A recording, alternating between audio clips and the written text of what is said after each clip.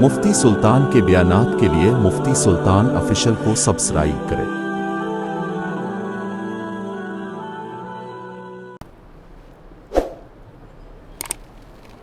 السلام علیکم۔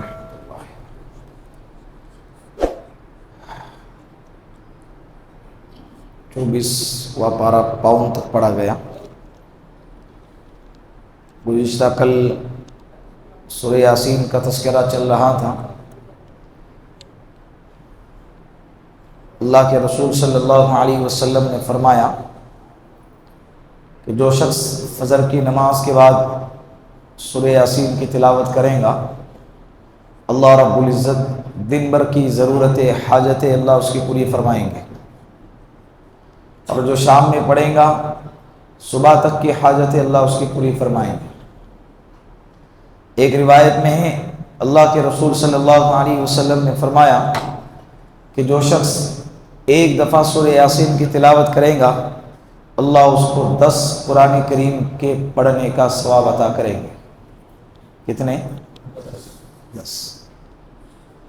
کتنا آسان ہے نا، کتنا سستا سودا ہے۔ اسی لیے قرآن کریم کا دل کہاں ہے؟ سورہ یاسین پڑھے اسے۔ اگر اللہ سے کوئی چیز مانگنا ہے سورہ یاسین پڑھ کے مانگے، اللہ پوری کریں گے۔ بیمار ہیں سورہ یاسین پڑھ کر دم کرے، اللہ شفا عطا کریں گے۔ محتاج ہے اللہ محتاجگی دور کریں گے۔ اسی طرح کوئی بندہ ہے جس کے روح پرواز نہیں ہو رہی ہے، قبض نہیں ہو رہی ہے، تکلیف ہو رہی ہے، تو اس کے سرانے بیٹھ کر سورہ یاسین کی تلاوت کرے، عافیت کے ساتھ اس کے روح قبض ہوں گی۔ آگے اللہ نے سورۃ الصافات نازل فرمائی۔ سورۃ الصافات یہ مکی سورت ہے۔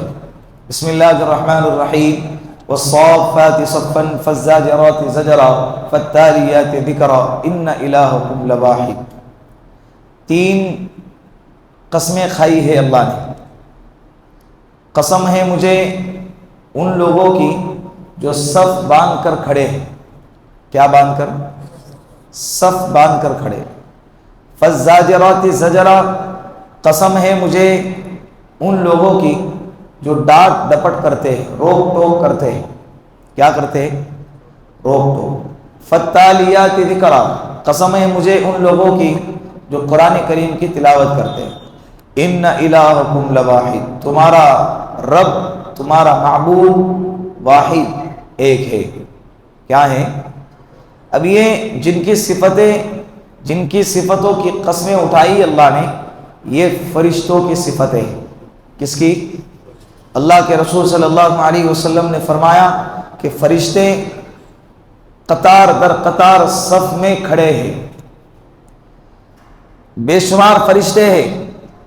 کوئی قیام میں ہے، کوئی رکوع میں ہے، کوئی سجود میں ہے، کوئی قوما میں ہے، کوئی قاعدے میں ہے، کوئی تلاوت میں لگا ہوا ہے، کوئی تسبیحات میں لگا ہوا ہے۔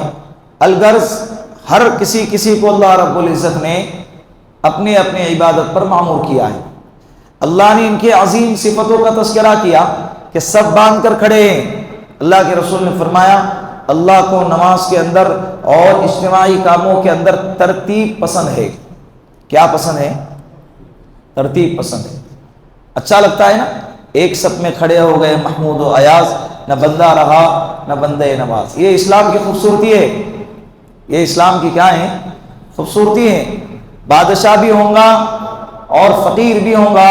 جب نماز کا وقت ہوگا تو فقیر کو یہ کہہ کر کبھی بھی پیچھے نہیں ہٹایا جائے گا کہ تو غریب ہے، تو مالدار نہیں ہے، لہٰذا تو پہلے صف میں نہیں آ سکتا ہے ایسی کنڈیشن کا۔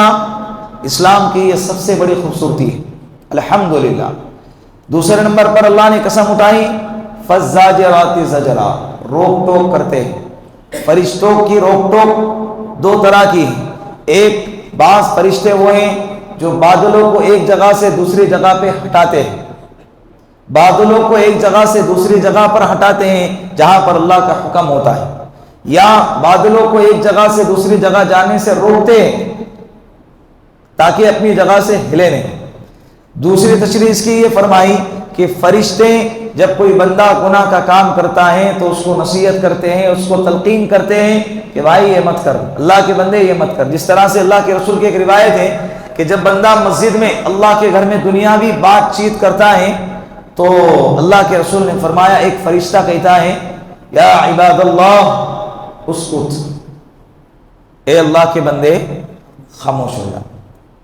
پھر بھی چپ نہیں بیٹھتا تو دوسری دفعہ کہتا ہے یا عباد اللہ اسکت، اے اللہ کے بندے اللہ کا گھر ہے چپ ہو جا۔ پھر بھی چپ نہیں ہوتا تو تیسری دفعہ کہتا ہے یا عباد اللہ اسکت، اے اللہ کے بندے ارے ابھی تو چپ ہو جا، تو کہاں بیٹھا ہے، کس جگہ بیٹھا ہے؟ پھر بھی چپ نہیں ہوتا تو چوتھی دفعہ کہتا ہے یا عدو اللہ اسکت، اے اللہ کے دشمن اب تو چپ ہو جا۔ کیا کہتا ہے؟ اے اللہ کے دشمن، ہمیں فرشتہ اللہ کے دشمن کا نام دے رہا ہے، تو 3 دفعہ کہنے کے بعد چوتھی دفعہ اللہ کا دشمن کہتا ہے۔ تو اس طرح سے فرشتے معمور ہیں گناہوں سے روکنے پر روک ٹوک کرتے رہتے ہیں، ان کی صفت اللہ رب العزت نے بیان فرمائی۔ اللہ کے رسول نے فرمایا اسی طرح تمہارے نظروں کے سامنے اگر کوئی گناہ ہوتا ہوا دکھ جائے تو تمہیں اپنی ذمہ داری ہے کہ تم اس کو روکے۔ کیا کریں؟ روکے۔ تیسری صفت بیان فرمائی فالتالیات ذکرا، ذکر کی تلاوت کرتے ہیں۔ اس کی ذکر کی، ذکر سے یہاں مفسرین نے قرآن مراد لیا ہے، قرآن کریم کی تلاوت کرتے ہیں۔ بعض مفسرین نے کہا کہ اللہ نے جو کتابیں نازل فرمائی، تورات ہے، زبور ہے، انجیل ہے، قرآن ہے اور اسی طرح صحیفے ہیں، فرشتے ان کی تلاوت کرتے ہیں۔ ان کی کیا کرتے ہیں؟ تلاوت کرتے ہیں۔ پھر اللہ نے کہا فرشتے کتنے ہی اعلیٰ کیوں نہ ہو، ان الہکم لواحد، ان کا رب بھی ایک ہے اور وہ کون ہے؟ اللہ ہے۔ بعض لوگوں کا عقیدہ ہے کہ فرشتے یہ اللہ کی بیٹیاں ہیں، نعوذ باللہ، یہ ان کے عقیدے کو کاٹ دیا جاتا ہے۔ فرشتوں کی صفت بہت اعلیٰ، بہت عبادت گزار، لا یعصون اللہ ما امرہم ویفعلون ما یؤمرون، رتی برابر بھی نافرمانی کرتے نہیں، جس چیز کا حکم دیا جاتا ہے پورا پورا کرتے ہیں، معصوم ہوتے ہیں۔ کیا ہوتے ہیں؟ معصوم۔ ان کے فطرت میں اللہ نے شر رکھا ہی نہیں ہے، گناہ کا مادہ ہی اللہ نے سسٹم ان کے اس میں رکھا نہیں ہے، تو لہذا فرشتے، لیکن اللہ رب العزت نے فرمایا یہ بھی میری مخلوق ہے، یہ بھی میری کیا ہے؟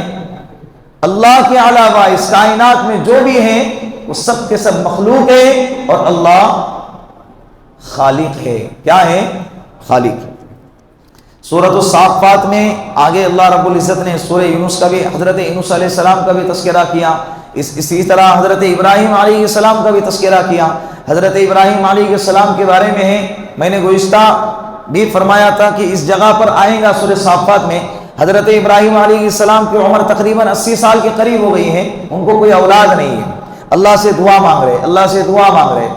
ایک دفعہ دعا مانگی ربی ہب لی من الصالحین، اے اللہ مجھے نیک صالح اولاد عطا فرما۔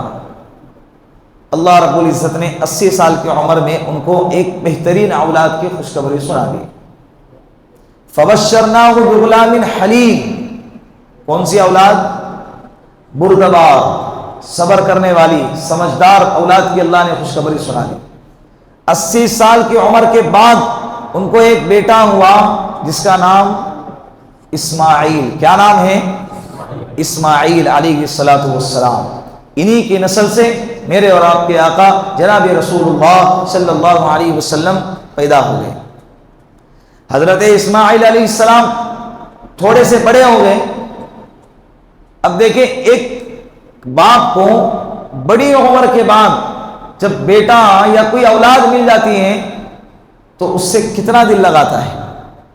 حضرت ابراہیم علیہ السلام کو جب بڑھاپے کی عمر میں اولاد پیدا ہو گئی، اللہ رب العزت نے ان سے امتحان لیا۔ فلما بلغ معه السعی، جب وہ جوانی کی عمر کو پہنچ رہے تھے، حضرت ابراہیم علیہ السلام نے خواب دیکھا، یا بنی انی اری فی المنام انی اذبحک فانظر ماذا تری، میں نے خواب دیکھا ہے کہ میں تجھے ذبح کر رہا ہوں، کیا کرے؟ فانظر ماذا تری، تیری کیا رائے؟ تیری کیا رائے؟ یہاں دیکھیں دو تین باتیں ہیں. ایک بات تو یہ کہ انبیاء علیہ السلام کا خواب یہ سچا ہوتا ہے، ان کو اپنے خواب پر عمل کرنا ہوتا ہے، ان کا خواب وحی ہوتا ہے، ان کا خواب دلیل ہوتا ہے، ان کا خواب حجت ہوتا ہے. ہمارا خواب نہیں. کس کا خواب؟ نبیوں کا خواب. ان کو اپنے خواب پر عمل کرنا ضروری ہوتا ہے. اس لیے حضرت ابراہیم علیہ السلام نے اپنے بیٹے سے پوچھا. دوسری بات، یہ جو پوچھا جا رہا ہے اگر منع کرتے تو کیا چھوڑ دیتے؟ منع کرتے تو چھوڑ دیتے؟ نہیں. پوچھا اس لیے جا رہا ہے تاکہ رائے سے مل جائے تو کام آسان ہو جائے. رائے سے مل جائے، منشا منشے سے جب مل جائے تو کام آسان ہو جائے. اللہ رب العزت نے امتحان لیا حضرت ابراہیم علیہ السلام کا. کیسا امتحان؟ بیٹے کو ذبح کرنے کا امتحان. بیٹے کو ذبح کرنے کا. حضرت ابراہیم علیہ السلام نے جب تذکرہ فرمایا تو حضرت اسماعیل علیہ السلام نے فرمایا یا ابت افعل ما تؤمر. ابا، اللہ نے آپ کو جس کا حکم دیا ہے آپ وہ کرو.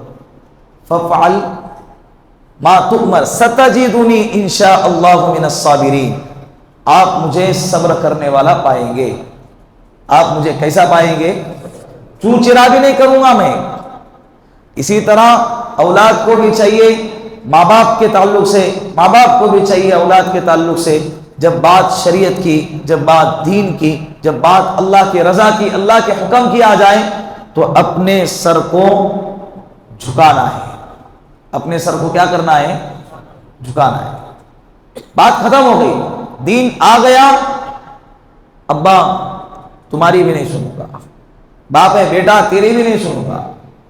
دین بیچ میں آ گیا، اللہ کا حکم اگر آ گیا اور اس کے مد مقابل میں بیٹے کا حکم آیا، بیٹے کی چاہت آ گئی یا ماں کی چاہت آ گئی، باپ کی چاہت آ گئی، لا طاعت لمخلوق فی معصیت الخالق. مخلوق کی اطاعت میں خالق کی نافرمانی بالکل جائز نہیں. بات سمجھ میں آ رہی ہے؟ حضرت اسماعیل علیہ السلام نے فرمایا کرو. تفصیلی قصہ ہے، قربانی کے وقت میں بھی اس کو بیان کیا تھا، سب جانتے ہیں، مشہور واقعہ ہے. قربانی کا عمل وہیں سے آیا ہے، اسی واقعے کی یاد دلاتا ہے، عظیم واقعے کی طرف اشارہ کرتا ہے. حضرت ابراہیم علیہ السلام کو نہیں معلوم تھا کہ کیا ہونے والا ہے آگے، لیکن ان کے دل میں تو اتنا یقین تھا کہ اب آج میرا بیٹا ذبح ہوگا. بیٹے کو بھی یقین تھا کہ آج مجھے ذبح ہونا ہے. بیوی سے کہا تیار کرو، لے جا رہا ہوں ذبح کرنے کے لیے. بعض روایت میں لکھا ہے کہ بیوی سے نہیں کہا کہ کیوں لے جایا جا رہا ہے، بس تیار کرو، گھومنے لے جا رہا ہوں. پھر جب راستے میں لے جانے لگے تو شیطان بھڑکانے لگا. حضرت ابراہیم علیہ السلام نے 3 دفعہ اسے کنکری ماری. وہ عمل حج کے اندر آج بھی واجب ہے. کیا ہے؟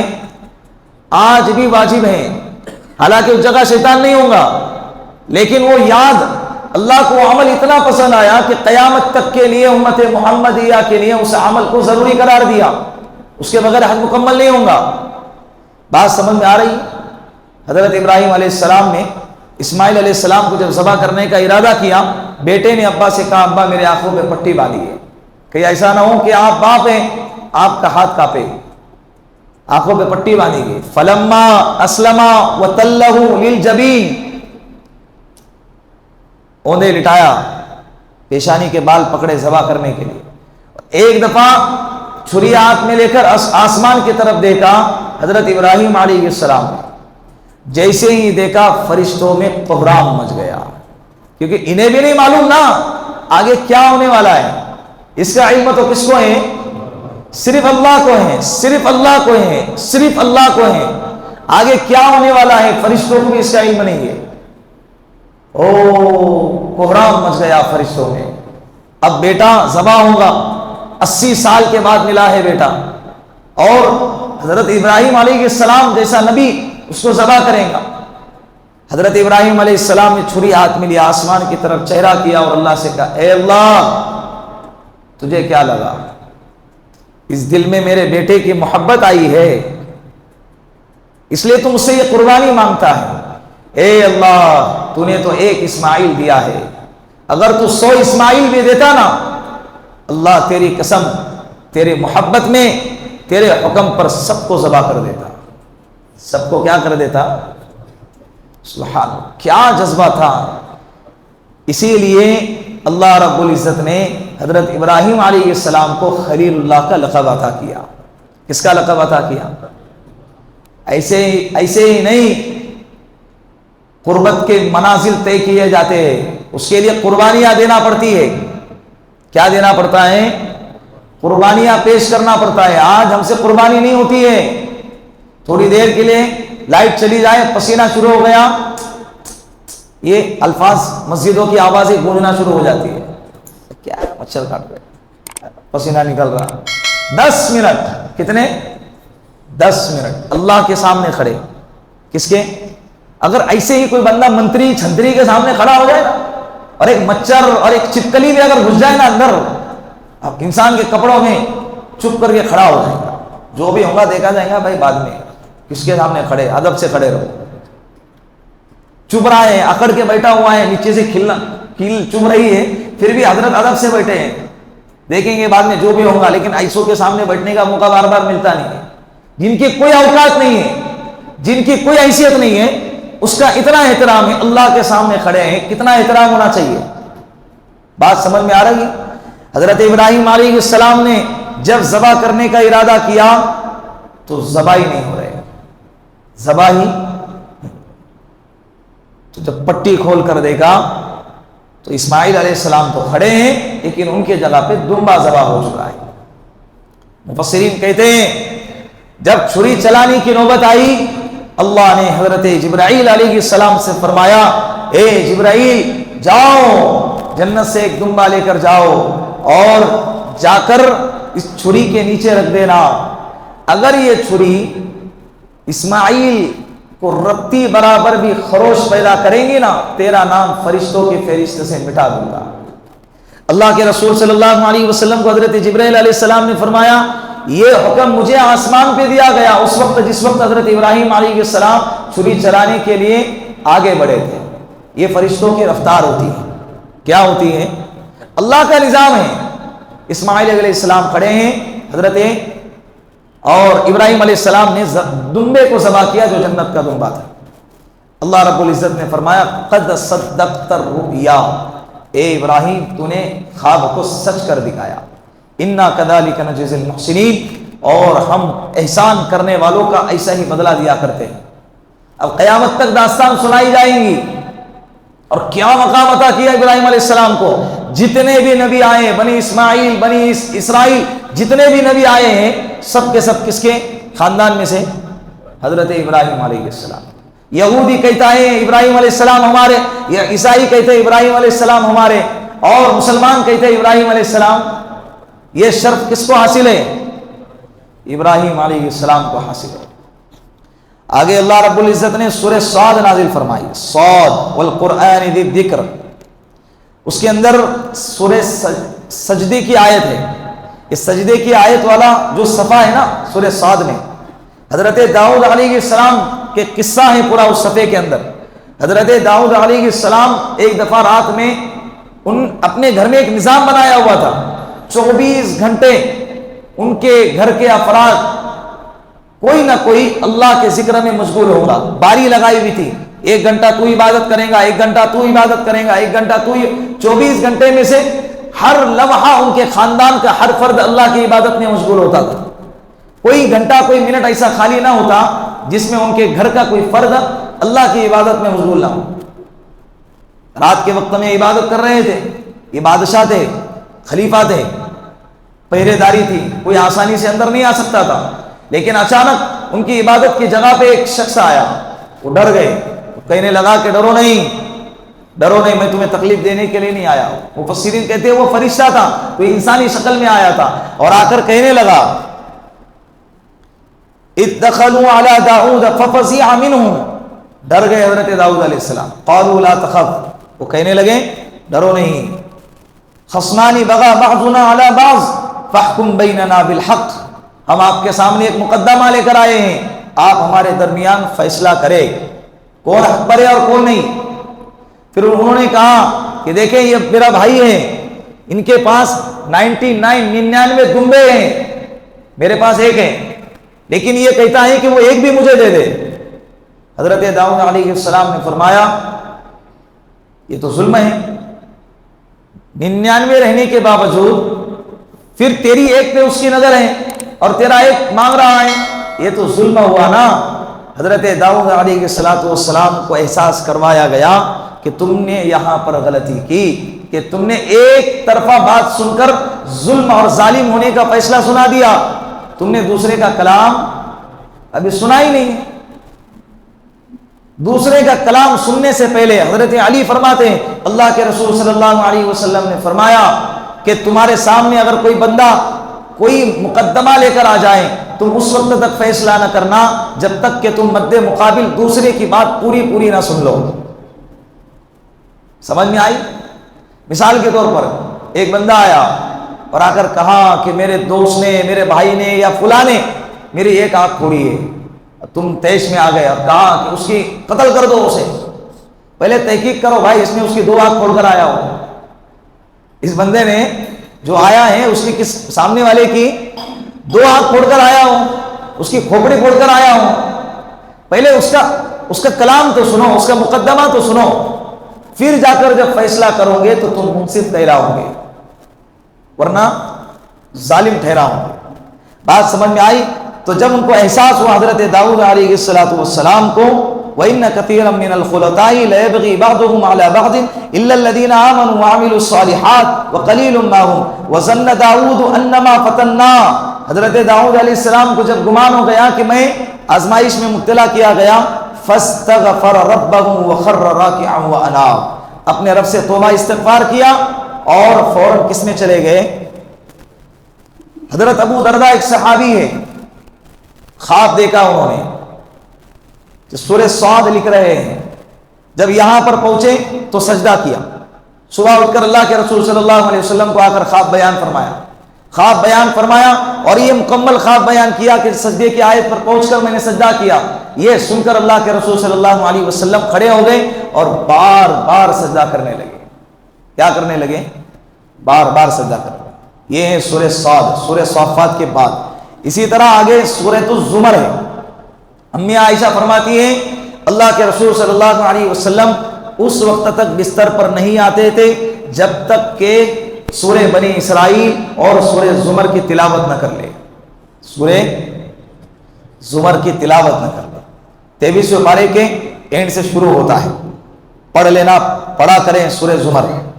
اس کے اندر ایک آیت کریمہ ہے، مشرکین مکہ اللہ کے رسول کو ستایا کرتے تھے، طعنے دیتے تھے۔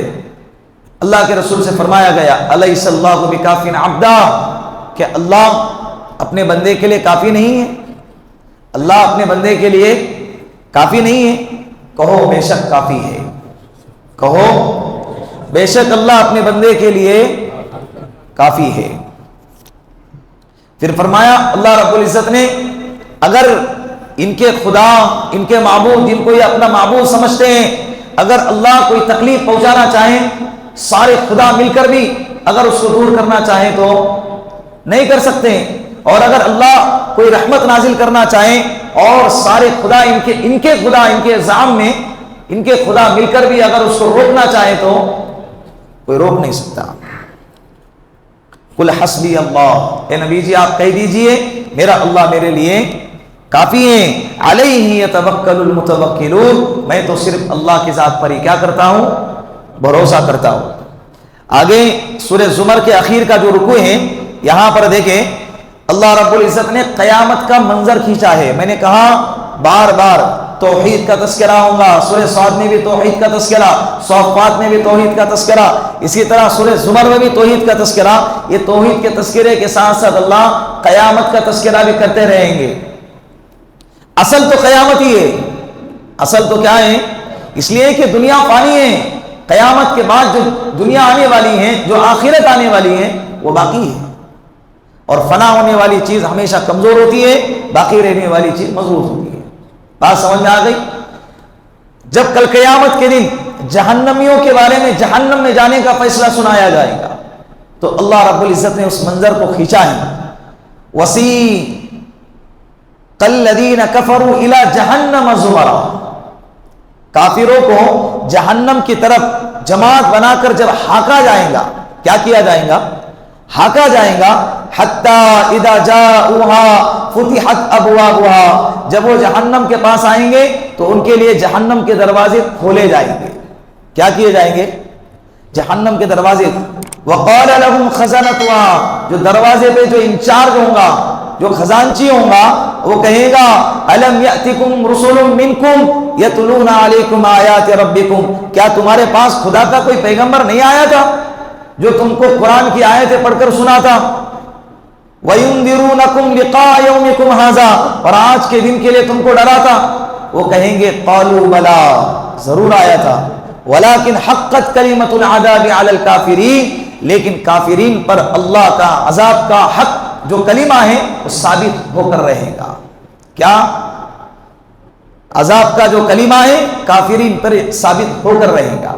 قیل ادخلوا ابواب جہنم خالدین فیہا، پھر کہا جائیں گا ان کو جہنم میں داخل کرو، جہنم کے دروازوں میں داخل کرو، خالدین فیہا، جس میں وہ ہمیشہ ہمیشہ رہیں گے. فبئس مثوى المتکبرین، بہت ہی برا ٹھکانہ ہے تکبر کرنے والوں کا. یہ جہنمیوں کا تذکرہ. اس کے بعد جنت والوں کا تذکرہ. وسیق الذین اتقوا ربهم الى الجنة زمرا، جو جنت تقوی والے ہیں، اللہ سے ڈرنے والے ہیں، وہ جنت کی طرف لے جائے جائیں گے. کس کی طرف؟ جنت کی طرف. اللہ کرے اس جماعت میں ہمارا شمار فرمائے. حتی اذا جاؤہا وفتحت ابوابها، جب وہ بھی جنت کے دروازے پر پہنچیں گے، وقال لهم خزنتها، تو جنت کا داروغہ کہے گا سلام علیکم طبتم فادخلوها خالدین، تم پر سلامتی ہو، تم جس جگہ پر آئے ہو بہت ہی بہترین ٹھکانہ ہے. فادخلوها خالدین، جہاں تم داخل ہوں گے اس میں ہمیشہ ہمیشہ رہو. وہ سب کے سب کہیں گے وقال الحمد للہ الذی صدقنا، تمام تعریف اس اللہ کی جس نے اپنے وعدے کو پورا کیا. وَأَوْرَثَنَا الْأَرْضَ، اور ہم کو زمین، ایسے زمین کا وارث بنایا. نَتَبَوَّأُ مِنَ الْجَنَّةِ حَيْثُ نَشَاءُ، ایسی جنت کے زمین کا وارث بنا دیا کہ جہاں پر ہم کو کہا گیا جہاں چاہو رہو، جہاں چاہو. یہاں ہم جہاں چاہتے ہیں وہاں رہ نہیں سکتے. یہاں کیا نظام ہے؟ جہاں چاہتے ہیں وہاں رہ نہیں سکتے. لیکن کل قیامت کے دن جنت میں جنتیوں کو یہ بشارت ہے، یہ انعام ہے کہ تم جہاں چاہو رہو. آگے اللہ نے سورۃ المؤمن نازل فرمائی ہے، اس کے اندر اللہ رب العزت نے توحید کا تذکرہ کیا ہے. حامیم، یہ حامیم کی پہلی سورت ہے. اللہ کے رسول صلی اللہ علیہ وسلم نے فرمایا قرآن کریم کا دل سورہ یاسین ہے، اور قرآن کریم کا مغز، اصل، جڑ، بنیاد، یہ جتنے بھی حوامین ہیں، جتنے بھی حامیم والی صورتیں ہیں، یہ تمام کے تمام قرآن کریم کا کیا ہے؟ مغز ہے. اس کے اندر شروعات کی آیتیں ہیں تنزیل الکتاب من اللہ العزیز الحکیم. کفار مکہ قرآن کے اترنے کا، قرآن کریم کے اللہ کا کلام ہونے کا انکار کرتے تھے، اور یہ الزام لگاتے تھے کہ محمد نے گھڑا ہوگا، محمد نے پتہ نہیں کہاں سے کلام لایا ہوگا. قرآن نے کہا تنزیل الکتاب، یہ جو کتاب ہے نا نازل کی گئی ہے من اللہ، کس کی طرف سے؟ اللہ کی طرف سے. کون اللہ؟ غافر الذنب، جو گناہوں کو معاف کرنے والا، وقابل التوب، توبہ کو قبول کرنے والا، شدید العقاب، سخت سزا دینے والا، ذی الطول، عظمتوں والا، لا الہ الا ہو، جس کے سوا کوئی معبود نہیں، الیہ المصیر، ساری کائنات کو، ساری مخلوق کو اللہ ہی کی طرف لوٹ کر جانا ہے. اس کے اندر بھی توحید کا تذکرہ کیا گیا ہے. اصل سورہ مومن کے اندر ایمان والوں کا تذکرہ ہے. اسی طرح خاص طور پر کفار مکہ کو تماچا مارا گیا ہے کہ تم جس کلام کے بارے میں یہ کہتے ہو کہ یہ محمد نے گڑھا ہے، یہ محمد کا کلام نہیں بلکہ کس کا ہے؟ اللہ کا کلام ہے. اللہ رب العزت ان باتوں کو سمجھنے کی اور اس پر عمل کرنے کی توفیق عطا فرمائے. وآخر دعوانا ان الحمد للہ رب العالمین.